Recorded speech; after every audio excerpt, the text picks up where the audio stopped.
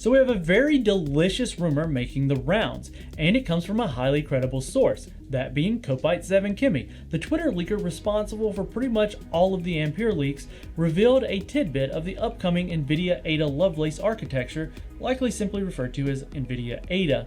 Our colleagues over at 3D Center extrapolated a ton of information from the die size, which Kopite appears to have more or less confirmed.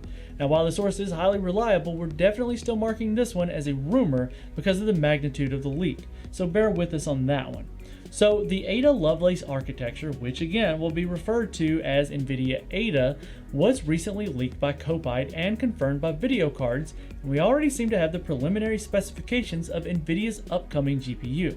As we mentioned in the original Ada article over on the site, Hopper appears to be delayed for now, and along with it, NVIDIA's MCM ambitions. Thankfully, it seems that NVIDIA has kept its pedal to the metal on its Ada architecture.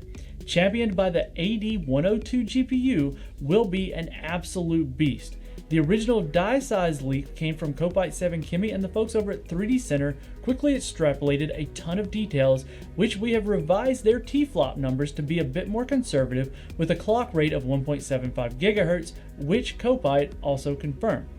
Now, for those who want all of the information in one place, on screen should be a table summarizing everything so far.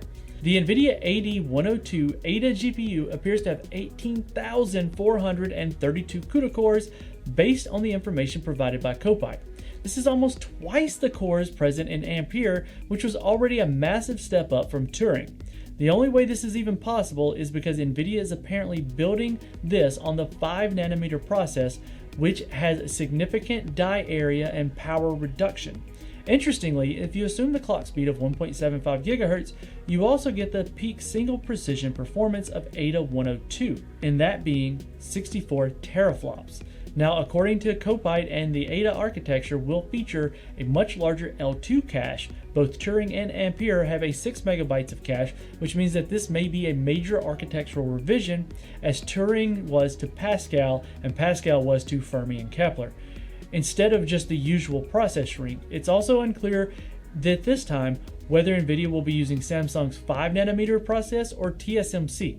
While the company has previously experienced bad yields over at Samsung, the fact that TSMC is all choked up and won't have access to fab capacity for quite some time, this now means NVIDIA might be more willing to tap Samsung and have a shot at unconstrained production. There are now multiple rumors which seem to suggest that Lovelace architecture will be based on that 5nm process. Since NVIDIA has transitioned to Samsung's foundry, it is unclear whether 5nm refers to TSMC process or Samsung's.